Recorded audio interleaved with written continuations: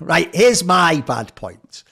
It's actually, well, that's the thing. Technically, some people we'll see where Maui goes on this one. Technically, I'm encroaching on his livelihood, but I don't do these events, mate, so I don't have to give a fuck.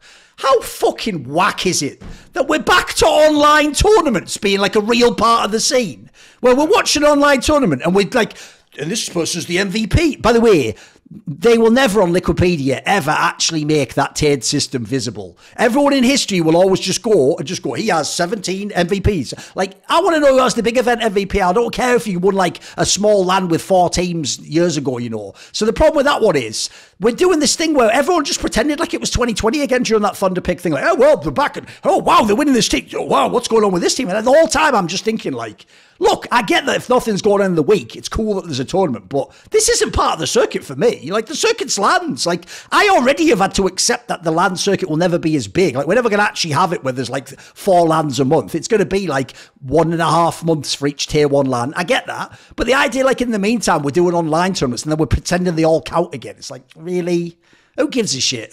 Does anyone actually, are we all pretending it's 2020, we just care about online tournaments again? Do we really? I don't, at least. I don't. I care about them in so much as if they are paying me to care for them. But if they aren't, that's not a bad reason to care. Yeah. Because as a freelancer, I mean, I'm not really beholden to having to respect that tournament unless I'm on their payroll, and I'm not on their payroll. So I don't like the Thunder Pick and Rubet things are just like, yeah, I mean, I feel like they're just supposed to be something that fills the time between events, and in a fun way for the players, I guess, you know, they get to relax at home a little bit. Probably that hopefully will mean that we don't hear as much about like travel complaints and stuff like that from them, because even though they were competing in that time, it was from the safety of their own homes. So yeah, I don't really like, I think Rops won the Thunder Pick one, for example, but I'm not really like, that doesn't vault him to some other status this year for me whatsoever.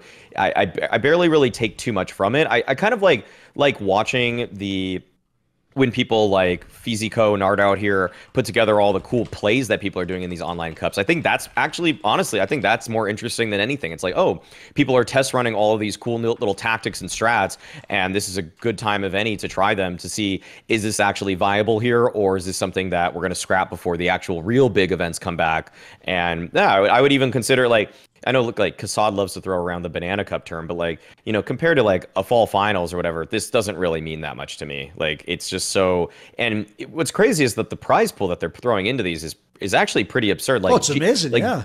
VP just collected $250,000 total from both the Rubet and Thunder Pick events, and it's just like, that's going to look so good at the end of the year, and it's going to look freaking good on these Valve rankings, which is also one upsetting thing, that the Valve rankings, given that it's off of prize money.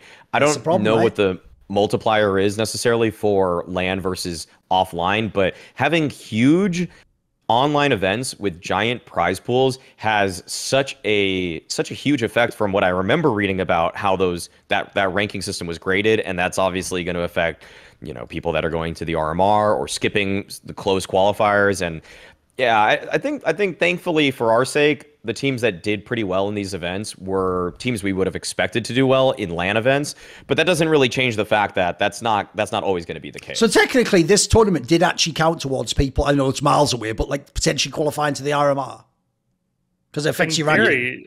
I mean, the formula is open source. You can look at the formula and see how much it counts for. I don't think any of us have, you know, gone to the trouble of looking at it. You would hope it's not too big, but I will say Valve has been pretty receptive of people's sort of critiques of their ranking system, and because it's transparent, like for example, they recently changed the weighting system for a team to get onto the rankings. It went from 5 matches to 10 matches, and that was something that I believe some player in NA was complaining about, because like a random mixed team made it up there. I think maybe it was Sponge's team from like some show match that made it on there. Okay. Or no, it was Pimp's team, right? Oh. Pimp's team, yeah. And it was like number like 35 in Europe because they won like a show match. But and once the Valve fixed it, it fell off of the ranking table. So they are receptive. So you could see a world in which Valve is like looking at the state of the scene and they're like, yeah, there are too many online events, and they just decrease the weight. Yeah. I know it's crazy to say, but I think we are entering a good era for Valve where they are actually more receptive to these things than ever before. We see them making patches that are related to like what players' complaints are. We're seeing them make adjustments to the rankings based on what the community feedback is. It's not perfect, but I think there is room for this to be fixed and not potentially affect the major cycle too much. But yeah, these online events are just so. They've replaced the DreamHack Opens, they replaced Star Ladder events, they replaced sort of these tier 2 events where teams would really get their start and get experience. I know from as an NA sort of obsessed person, when I saw like, oh, wildcard and nouns and all these NA teams are going to, Europe, they've qualified to Thunder Pick World Championships, and it's just an online event. Oh, they're just playing from their boot camp. Never mind. Don't care. The experience is not that valuable for them. They can play as much online as they want to. In fact, they play too much online sometimes to the point where they have no LAN experience. And then, final point, you did say like, oh, I hate that the Liquipedia guys, they did the thing with the MVP. It's accurate. You do the right here, direct all complaints, in my general direction. Like we can build a better Liquipedia if you just complain louder. Like, okay. I promise you. Because I know all it needs is a tweak. Just do like an overall one, then do like big events, MVPs, and then something like that, or color coding. Like the top yes. 10 thing, right? Yeah. We have decreased the weight of online events before, especially during COVID, because we're like, this is stupid. When a team has like 3 CCTs in there, and you're like, okay, like obviously, like no one cares, but because we did, you may not know this. The thing about back when it was called Premier Major Minor, and you made that video, yeah, that's why it changed. Oh, fair enough. Fair enough. S tier, A tier, B tier. Yeah, if people don't know, that's actually also one reason why it's not just called Player when I do it. Like on By the Numbers, for example, loads of industry people like ESL used to watch that. And I can tell you they have changed, like how they've done like seedings and things like that based on if you make good points. The problem is, though, I will just push back on one thing with the Valve thing, which is, even though you are totally correct in everything you say, I will just explain it this way, though. That ranking, how it began, was so insanely bad. That is like Valve was like, hey, I've done an art exhibit. And you're like, all you did is pull your pants down and shit all over the wall. And they're like, yeah, so what's wrong with that? And you go, try using a pencil. And you're like, but they are using pencils now, so they're starting to get proper artwork. It's like, well, you are right, technically, but they also did start the stupidest way possible. Well, and the worst thing about that, and by the way, you says you can't polish a turd, but it has been proven you can polish a turd. But here's the problem, mate. The real joke is this. I'll loop it back in.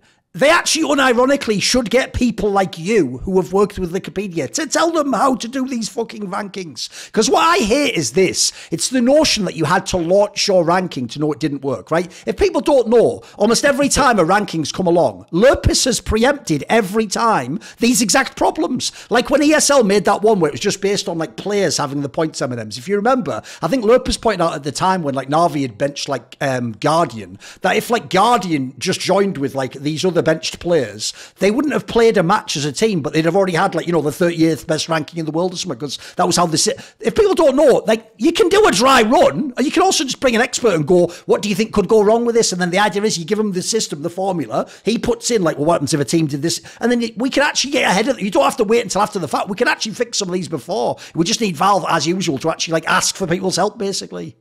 Because I feel like we could get a very sturdy ranking going. I mean, it's already the most frustrating, horrible thing ever was when they did the old RMR system where, you would play like 3 or 4 events before the major and they would aggregate the points and you would lose points, for making roster changes and getting penalties or whatever. They never published a public source for where those points ranking, like what the point rankings were. Ever. So Liquipedia, we had to basically reverse engineer their ranking system to give the public something to look at. We had, the table where it showed like who would qualify, who would not qualify, how many points have you lost, and we had to completely engineer that from scratch because Valve never published us. And we did eventually actually get into contact with them, but there would be times where we would message them and we're like, Valve, we think you're interpreting this. We think you've interpreted this rule wrong. This shouldn't, based on the actual wording of your rule book, it should be this. And then they're just like, oh yeah, good point, and just change it. So like they will change stuff, but it's also frustrating because like with that as an example, the way you qualified to the major was opaque, and you couldn't actually see which teams were qualified to the major if Liquipedia didn't make the table. And like honestly, I'm an idiot. I just write articles about CS teams disbanding or whatever. The actual developers at Liquipedia, like, I mean, whoever does it, yeah, sure. But the point is, there's people who already can do all this. And, like, yeah, code the tables, and they long. They could easily do it. Like, yes, but it's like they are getting better by making it like transparent and open source and not having us smash our heads against a table because we can't tell if like a team's qualified to the major. But Oh, and by the way, to bring it back, the other thing as well that you said there that I also agree with. Look, I get why for Thunderpick they want just the best teams in the world and they want to have it now and they don't want people to not participate who are on FaZe, for example, because it's a huge team and I'm sure it encourages the betting, etc. But actually, the other thing that's sad is I agree, it has also replaced essentially Tier 2 LANs. And the reason that sucks is, even though the Tier 2 LAN wouldn't have this lineup, like some of those teams, maybe FaZe wouldn't attend, right? I don't care. Those Tier 2 LANs had real value because they actually did give you like some simulacrum of what a real LAN tournament's like. So the difference is if some like Tier 2 team went to that LAN like DreamHack, that was, if people don't know, there never was any real surprises in Counter-Strike. Like you're all going to be like, when Furia, Vanguard came out of nowhere, they didn't. They played in all the Tier 2 circuit. You can go watch all the LANs. What they actually did was gradually creep up and then break out at a big Tier 1 LAN. But the point is, if you didn't watch Tier 2, you didn't know they existed. But we did need that Tier 2 scene to build them all up and figure out who was actually good. If people don't know, even some of the ones in the online era, like the fucking Mad Lions of the world, came up through the end of that LAN circuit. Forza, all those teams did. So it's actually just a bummer, unfortunately, when you don't have that, because the online cop also doesn't work in that way. Like you don't get any LAN experience from that. You're still just playing from your bedroom, like the old meme with the Coca-Cola and your chair and all that jazz. So to me, it's okay as a filler, like you say, or I get why for the company they want to do it. It's totally fine. It's great entertainment. I just don't want it to be considered part of like CS history for me, because let's be real, everyone is just going to delete the online era. We all did that already, basically. Like, so we have to do it with this too. Well, sitting here with the comfort of my Coca-Cola in my bedroom, what I will say is, like, think about, for example, like ENCE.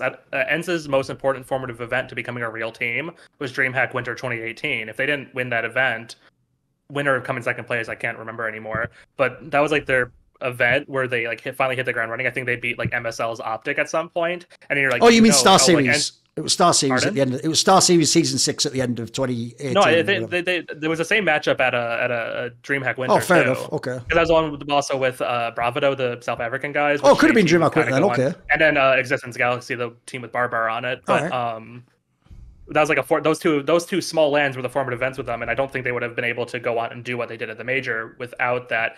And now you see these teams are playing like CCT online. You know, they're playing like 6 CCT online events at once, and it's like, is that really a valuable experience for these teams? And they're playing, you know, Swiss, which is not as a format we use at Common Lands. They're playing, you know, 5 or 6 matches a day, not something we do on LAN. So it's like completely, there's, you know, it's a simulacrum. There's no relationship to what real CS is like.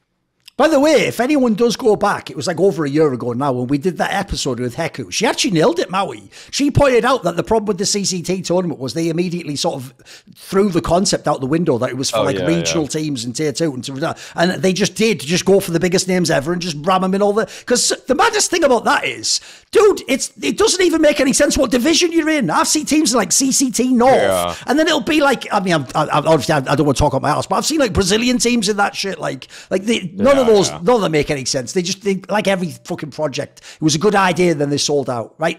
At one point, MIBR was playing, I think, CCT North Europe, CCT there you go. Central Europe, it was. and CCT South Europe all at the same time. I mean, spoiler, they're from the fucking Southern Hemisphere, and they're putting CCT North. Like, you know, they're not in Europe. It's too good, isn't it? I know. It's too good. Because the problem with that is it's all run by different tournament operators. Yes. So for them, the incentive is, why wouldn't you want the biggest name? Yeah, of course.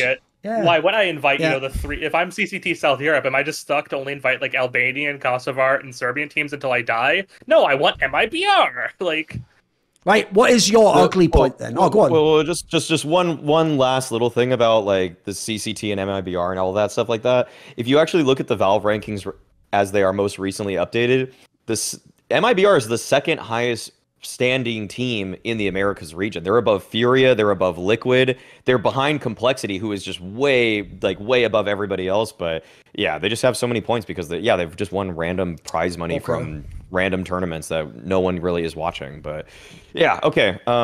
Wait, who's ugly? Is it's Jeff now. It's your ugly point. The mini so this ties into it though. Actually does segue. I'm still mad about CCT too, because Brazil is up to CCT South America Series 12. Europe is like 8, 9, 10. They've run 10 events there. Do you know how many NA got? 4. One, I'm gonna guess. Oh, 4. 4. And then they said, and we asked, and we're like, why? Like Dusty Us, we went to the TO and we're like, like, why did they, is there going to be the next 4 you promised? Because each region, I think, was supposed to have like a round 8. And they're like, oh, yeah, there just wasn't enough, interest in the project. There wasn't enough viewership, da-da-da. So, yeah, you just only get 4 events. And it's obviously, and it affects our ratings, too. Because, like you said, like, MIBR is viewed as, like, the best team in the Americas because they're just running around Europe playing random CCT events. They're winning like Brazilian CCTs, and they're winning Europe, or they're getting money from South American CCTs. Yeah. They honestly, like, a team like Zero Tenacity from the Balkans should just go to Brazil and play like one of their CCTs and be like, see, that's how it feels. Like, see more cool, funny, interesting clips based on topics from my content? Well, subscribe to this channel then, or, be a pleb and don't.